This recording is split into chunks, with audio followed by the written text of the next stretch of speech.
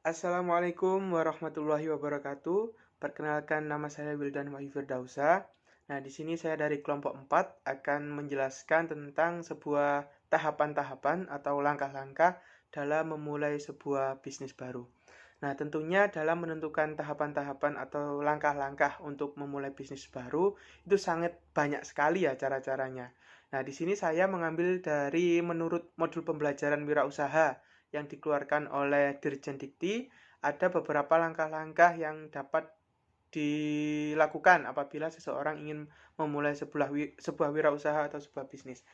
Nah, untuk yang pertama adalah mencari ide bisnis yang tepat atau memilih bidang usaha yang diminati. Tentunya juga di dalamnya memiliki hasrat dan pengetahuan yang sangat tinggi gitu. Jadi yang diminati. Nah, di dalam langkah ini seseorang yang ingin membangun sebuah bisnis atau sebuah usaha itu harus memiliki niat yang sangat dan keinginan yang tinggi dalam suatu bidang tertentu yang agar dalam membangun bisnis tersebut seseorang itu tidak akan mudah bosan karena eh, apabila bosan tentunya orang tersebut sudah tidak ingin punya hasrat lagi untuk membangun bisnis tersebut.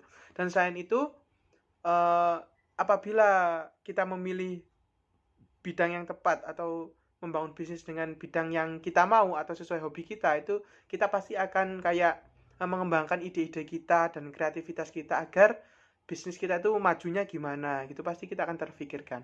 Terus yang kedua adalah lakukan survei pasar. Nah, di sini dalam langkah ini seseorang yang akan melakukan bisnis itu sangat dianjurkan untuk melakukan survei, baik survei harga barang, terus survei tempat yang tentunya agar kita untuk menemukan tempat yang cocok dan untuk memasarkan barangnya itu. Terus kemudian survei konsumen agar kita mengetahui minat konsumen tentang barang apa yang dibutuhkan atau jasa apa yang dibutuhkan di daerah tersebut. Terus yang ketiga adalah perluas dan perbanyak jaringan bisnis atau pertemanan. Nah, di dalam hal ini seseorang dalam membangun bisnis tentunya sangat memerlukan rekan kerja atau kerjasama dengan orang lain. Nah, di dalam hal ini kita juga untuk memilih rekan kerja, kita juga bisa mencari rekan kerja yang dapat menutupi atau dapat menanggulangi kekurangan kita ya. Jadi kita bisa saling menguntungkan satu sama lain. Terus kemudian dengan adanya langkah ketiga ini kita juga dapat memperluas dan memperbanyak jaringan bisnis kita, dapat menemukan informasi dan pengetahuan baru, serta kita dapat berinteraksi dengan orang lain. Nah, biasanya seseorang yang akan membangun sebuah bisnis dan beliau memiliki rekan banyak, terus jaringan banyak, itu eh, seringkali mereka mendapatkan ilmu-ilmu baru dari rekan-rekannya.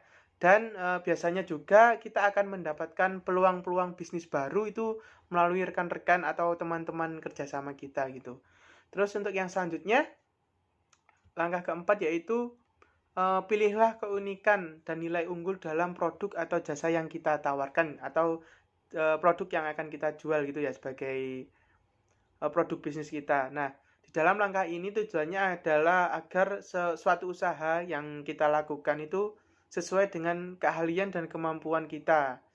Nah, jika seseorang yang ingin mendirikan sebuah bisnis dan tidak mempunyai keunggulan yang kompetitif, misalnya tidak mempunyai purna jual, tidak mempunyai harga yang bersaing, tidak tahu kayak gitu, ataukah layanan secara umum dengan baik, maka tentunya bisnis tersebut akan sulit untuk berkembang ya. Jadi kita itu harus mencari harga pasar itu bagaimana ya kayak tadi. Terus selanjutnya adalah menjaga kredibilitas atau sebuah brand image. Nah, ini tentunya juga sangat penting untuk dalam hal menjaga nama baik dalam suatu produk.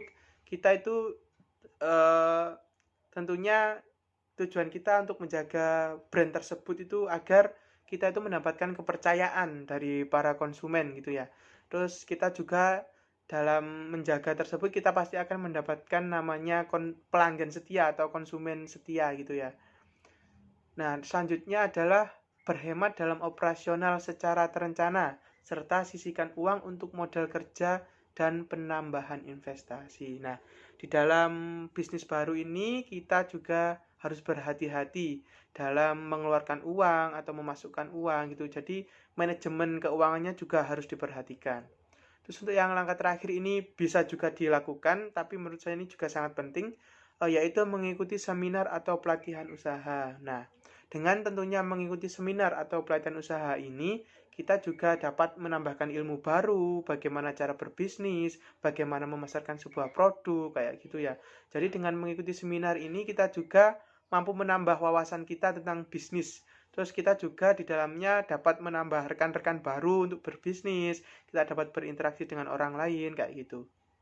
Baik, itu saja yang dapat saya sampaikan. Selanjutnya akan dilanjutkan oleh rekan saya. Terima kasih. Wassalamualaikum warahmatullahi wabarakatuh. Oke, bab selanjutnya ada langkah-langkah. Bagaimana langkah-langkah memulai sebuah bisnis agar bisa survive? Yang pertama, yang pasti sebuah bisnis ada seorang pendiri. Seorang pendiri ini harus memiliki karakteristik, harus memiliki tujuan yang pasti. Apa tujuannya? Kemudian bagaimana cara memahami pasar, bagaimana cara memahami resiko dan lain-lain. Kemudian yang kedua ada atribut atau karakteristik struktural dan strategi bisnis itu sendiri.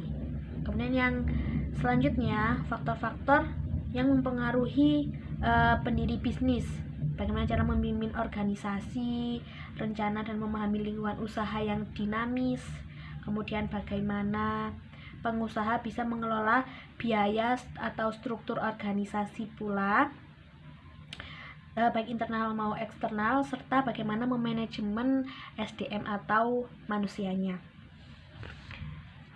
Selanjutnya juga harus menganalisis SWOT atau biasa yang disebut SWOT. S adalah strength, yaitu kekuatan. Bisnis ini itu kekuatannya di mana? Bisnis ini itu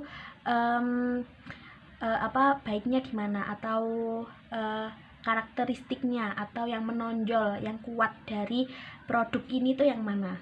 Jadi sebuah bisnis harus memiliki ciri khas untuk kekuatan. Kemudian W itu adalah weakness atau kelemahan. Nah, dari kekuatan pasti ada kelemahan. Dari kelemahan ini bisa belajar untuk survive ke depannya. Kemudian ada O adalah opportunities atau peluang. Peluang dari bisnis ini tuh apa?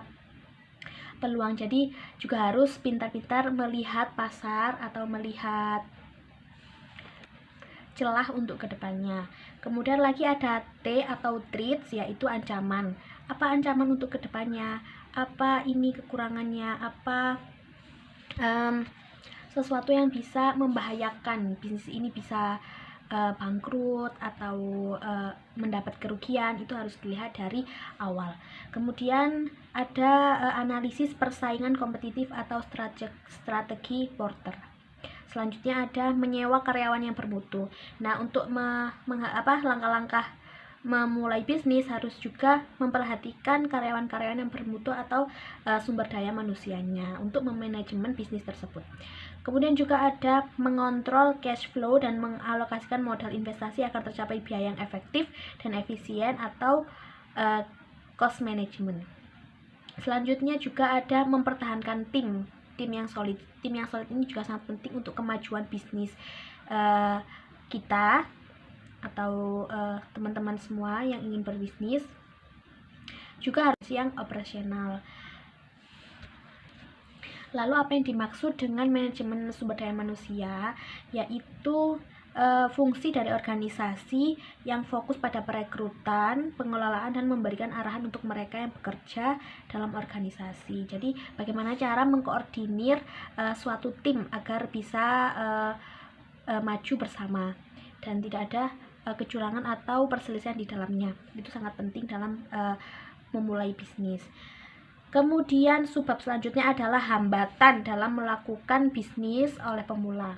Pertama, jika dilihat dari segi modal, yaitu biasanya para pebisnis awal terbatas ya untuk modal itu, dan akses dari sumber dan lembaga keuangan. Rata-rata apalagi pebisnisnya mulai dari nol, itu pasti akan sedikit kesulitan dibanding dengan pebisnis yang sudah memiliki, kalau zaman sekarang itu ada privilege-nya ya, itu sudah pasti akan berbeda. Jadi dari segi modal itu juga sangat penting. Untuk hambatan biasanya memang tertati-tati untuk memulai jika modalnya itu kurang atau dan lain-lain seperti itu. Jadi keuangan inklusif itu perlu dimasukkan dalam program pengembangan lembaga keuangan. Penyertaan modal juga perlu disertai dengan pembimbingan sistem manajemen. Ini penting ya, untuk modal itu harus di manage. Kalau tidak seperti itu, nanti ditakutkan modal itu biasanya akan bercampur dengan keuntungan, dan biasanya itu menjadi campur aduk dan modalnya itu nggak karuan. Kemudian ada yang poin 2 adalah masih rendahnya kualitas SDM pelaku usaha. Nah, ini juga penting seperti yang saya jelaskan tadi, kemampuan manajerial para pelaku sumber daya manusia atau karyawannya itu perlu ditingkatkan. Terkadang itu masih kekurangan ilmu. Terkadang kita hanya berpikir untuk berbisnis itu kalau modalnya besar pasti akan berhasil, padahal itu tidak belum tentu, karena untuk ilmu. Jadi kayak asupan leher ke atas itu juga penting untuk para pebisnis. Jadi selain modal juga tidak boleh menyepelekan sebuah ilmu. Kemudian kemampuan pemasaran yang terbatas, ini juga termasuk dari ilmu tadi ya. Harus memiliki bekal marketing, itu juga bagus. Bekal melihat pasar, bekal mengatur keuangan, bekal mengolah produk, itu juga sangat penting. Kemudian mengolah produk itu juga sangat penting. Kemudian ada belum terjalin kemitraan yang baik. Jadi terkadang bisnis itu juga perlu memiliki teman, memiliki mitra untuk berbisnis, untuk menambah relasi. Jadi tidak hanya memiliki customer, misalkan memiliki customer 1, 2. Nah, itu yang pasti terkadang kita menyepelekan itu. Customer sudah selesai, sudah, jadi langsung balik lagi, tidak ada customer yang kembali lagi. Maksudnya apa? Maksudnya itu misalkan ada customer yang membeli produk sebuah jaket. Nah, jika customer itu puas dengan jaket itu, kemungkinan besar customer itu akan kembali lagi. Jadi jika dibandingkan dengan kita yang fokusnya hanya menembak satu customer sudah selesai, itu maksudnya sangat berbeda dengan customer yang repeat order lagi. Jadi sebuah kalau bahasa kasarnya itu langganan gitu ya. Jadi itu juga penting. Itu juga masuk dalam kualitas produk ya. Kualitas produk itu juga harus diperhatikan juga. Jadi kelemahannya pebisnis awal itu kadang menyepelekan satu customer, padahal satu customer itu bisa saja kembali atau yang biasa disebut dengan repeat order. Jadi meskipun satu juga harus tetap dilayani dengan baik, diberikan produk yang layak, tidak semena-mena membeli satu misalkan langsung diberikan barang yang biasa aja, cuma belinya satu, itu sebenarnya sangat fatal. Kemudian ada juga masuk dalam permasalahan yang menyangkut produksi dan pemasaran. Nah, yang pertama itu tidak adanya akses terhadap sumber bahan baku yang berkualitas.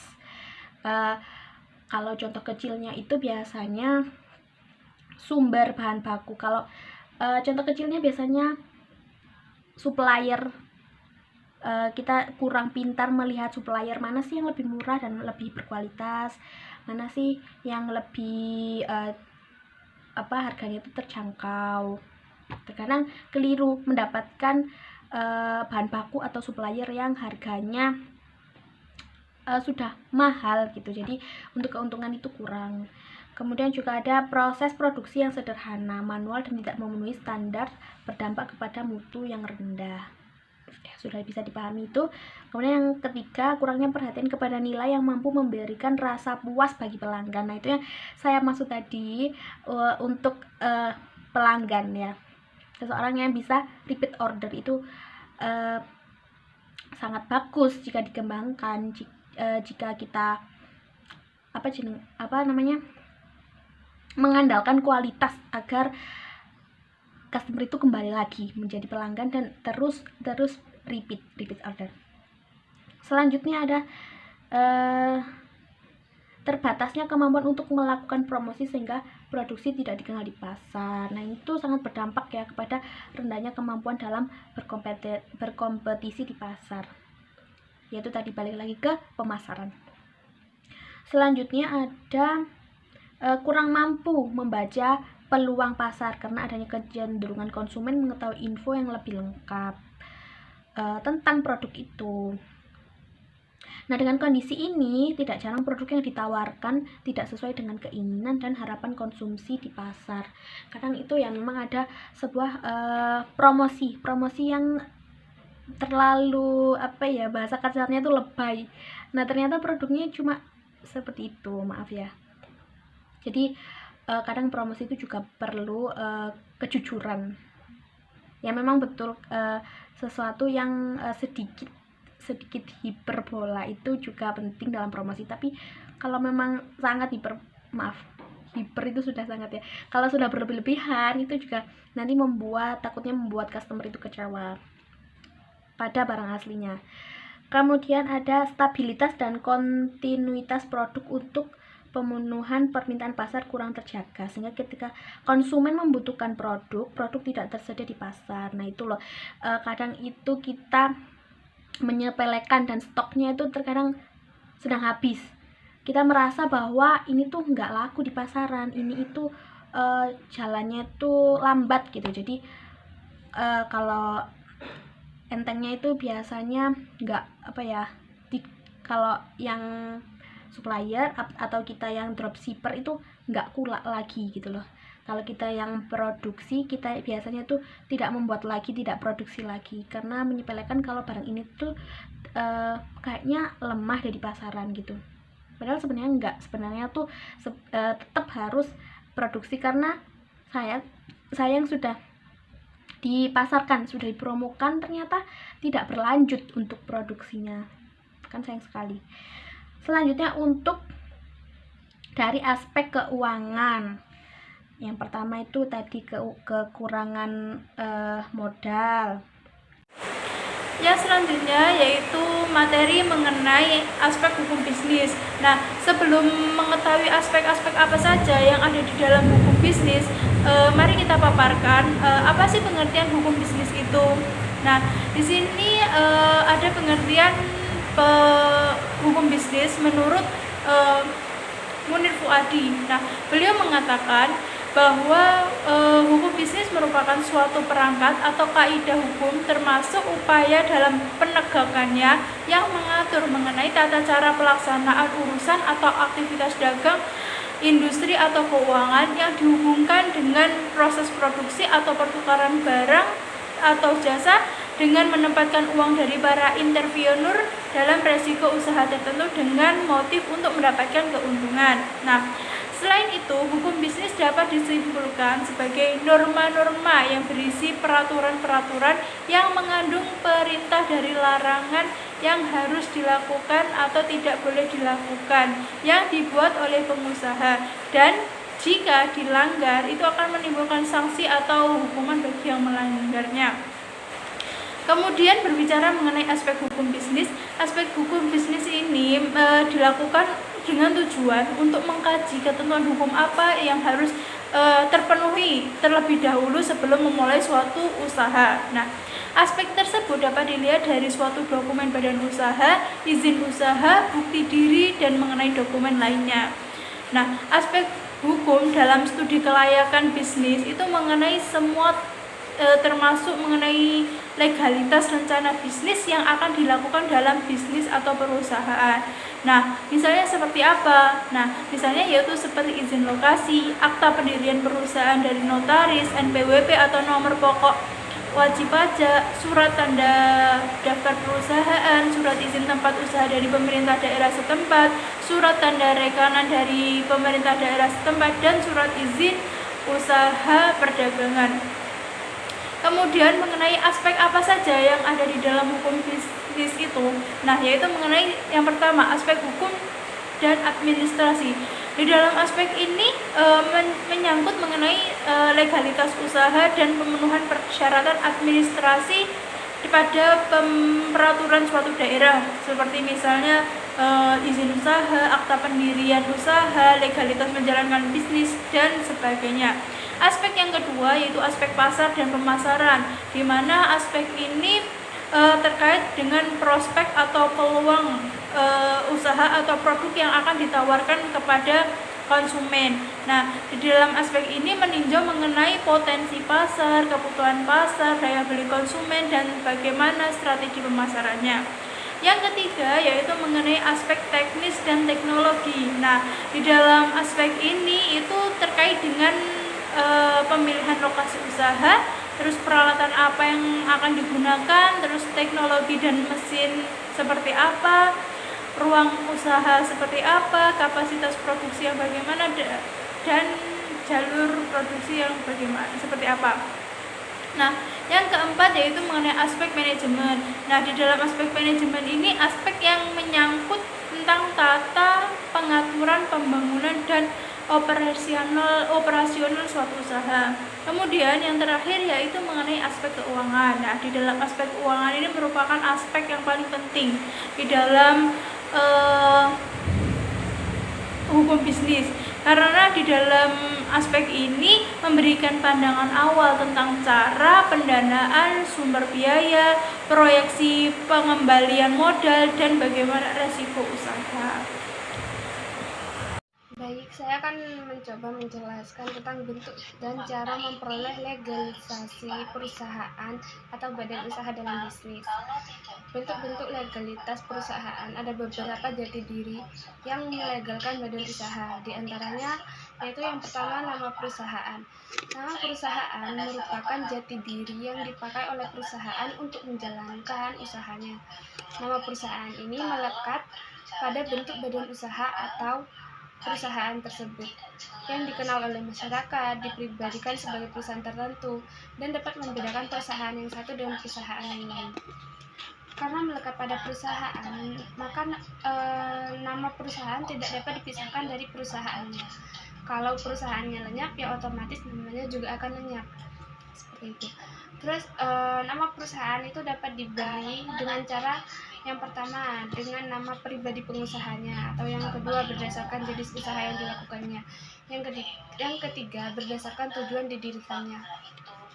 Dalam hal nama perusahaan, dilarang memakai nama perusahaan yang sudah ada terlebih dahulu, walaupun ada sedikit perbedaan. Misalnya seperti ada PT Alumni, kemudian muncul perusahaan baru dengan nama PT Alumini. Nah, itu tidak boleh karena dapat membingungkan masyarakat. Setiap nama perusahaan harus disahkan. Pengesahannya itu dimulai sejak dibuatnya akta pendirian di depan notaris dan diumumkan di berita negara dan didaftarkan dalam daftar perusahaan. Apabila tidak ada pihak lain yang keberatan atau menyangkal atau pemakaian nama perusahaan tersebut, itu berarti sudah ada pengakuan dan nama tersebut menjadi legal atau sah untuk dipergunakan oleh perusahaan yang mendaftarkannya.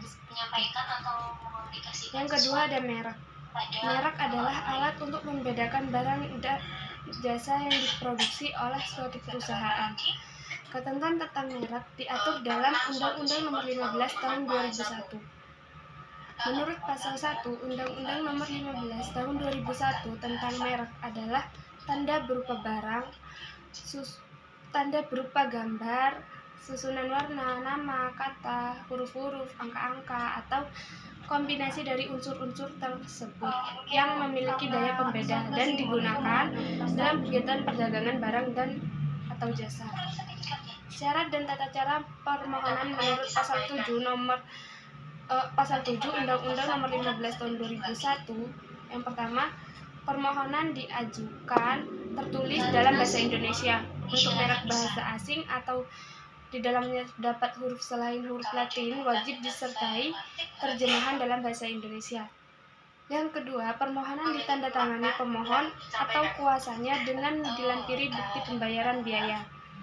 Yang ketiga, permohonan untuk 2 kelas barang atau lebih dan atau jasa dapat diajukan dalam satu permohonan yang diatur dengan peraturan pemerintah. Dalam surat permohonan harus dicantumkan yang pertama ada tanggal, bulan, dan tahun. Yang kedua, nama lengkap, kewarganegaraan, dan alamat pemohon. Yang ketiga, nama lengkap dan alamat kuasa apabila permohonan mengajukan merek melalui kuasa. Yang keempat, warna-warna apabila merek yang dimohonkan pendaftarannya menggunakan unsur-unsur warna. Yang terakhir, nama negara dan tanggal permintaan merek yang pertama kali dalam hal permohonan diajukan dengan hak prioritas. Sertifikat merek diberikan kepada orang atau badan hukum yang mengajukan permohonan pendaftaran selambat-lambatnya 30 hari sejak merek didaftarkan dalam daftar umum merek. Sertifikat merek juga memuat jangka waktu berlakunya merek. Menurut ketentuan pasal 28 Undang-Undang Nomor 15 Tahun 2001 adalah 10 tahun sejak awal penerimaan dan dapat diperpanjang. Perpanjangan tersebut dilakukan 12 bulan sebelum berakhirnya jangka waktu merek tersebut dan diperpanjang untuk jangka waktu yang sama yaitu 10 tahun. Yang ketiga, ada surat izin usaha perdagangan atau SIUP. Surat izin usaha perdagangan, setiap perusahaan yang melakukan kegiatan perdagangan diwajibkan memiliki surat izin perusahaan dagang, yaitu surat izin yang diberikan oleh menteri atau pejabat yang ditunjuk kepada pengusaha untuk melaksanakan kegiatan usaha perdagangan secara sah, baik itu perusahaan kecil, perusahaan menengah, apalagi perusahaan besar, terkecuali perusahaan kecil perorangan. Untuk memperoleh SIUP ini, perusahaan wajib mengajukan surat permohonan izin, yaitu daftar isian yang memuat perincian data perusahaan, pengusaha, dan kegiatan usaha. Dan pengusaha juga wajib membayar sejumlah uang sebagai biaya administrasi. SIUP dikeluarkan berdasarkan domisili pemilik atau penanggung jawab perusahaan. Bagi pemilik perusahaan yang berdomisili di luar tempat kedudukan perusahaan, maka ia harus menunjuk satu penanggung jawab atau kuasa berdasarkan domisili yang dikuatkan dengan KTP di tempat SIUP diterbitkan. Tata cara dan prosedur mengajukan SIUP, pemilik atau penanggung jawab perusahaan harus mengisi dan menandatangani SPI dan melampirkannya dengan dokumen-dokumen sebagai berikut. Yang pertama ada salinan atau fotokopi surat pendirian perusahaan atau akte notaris dan pengesahan dari Departemen Kehakiman atau instansi yang berwenang bagi perusahaan berbadan hukum. Yang kedua, salinan atau kopi surat pendirian perusahaan atau akte notaris yang terdaftar pada pengadilan negeri bagi perusahaan yang berbentuk persekutuan. Yang ketiga, salinan atau kopi surat izin tempat usaha dari pemerintah daerah bila diwajibkan oleh undang-undang gangguan atau hinder on donantis. Dan bagi yang tidak disyaratkan cukup dengan surat keterangan tempat usaha dari pejabat setempat. Yang keempat, kopi KTP pemilik atau penanggung jawab perusahaan dan pas foto 2 lembar ukuran 3x4 dari pemilik atau pengurus perusahaan. Dan yang terakhir ada kopi bukti pembayaran uang jaminan dan biaya administrasi. Permohonan untuk mendapatkan SIUP akan mendapat keputusan persetujuan atau penolakan dalam waktu selambat-lambatnya 7 hari terhitung mulai tanggal permohonan SIUP diterima oleh pejabat yang menangani perizinan untuk Pulau Jawa dan Bali, dan 14 hari untuk di luar Jawa dan Bali, kecuali untuk daerah-daerah Riau, Kepulauan Pedalaman Kalimantan, Sulawesi Tengah, dan Irian Jaya selambat-lambatnya yaitu 30 hari. Terima kasih. Assalamualaikum warahmatullahi wabarakatuh. Di sini saya Rosdian Fatusaro akan menjelaskan mengenai beberapa manfaat legalitas dan perizinan bagi bisnis mendaftarkan legalitas bisnis. Jadi ada beberapa manfaat legalitas usaha yang akan Anda peroleh. Nah, itu yang pertama adalah perlindungan hukum.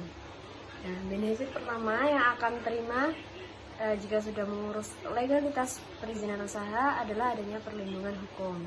Itu sangat penting dimiliki oleh sebuah bisnis untuk menghindari hal-hal yang tidak diinginkan di kemudian hari. Misalnya ketika pemilik usaha mengalami sengketa dengan milik lain, tentunya surat izin legalitas perusahaan Anda diminta sebagai bukti legalitas. Lalu meningkatkan kepercayaan pelanggan.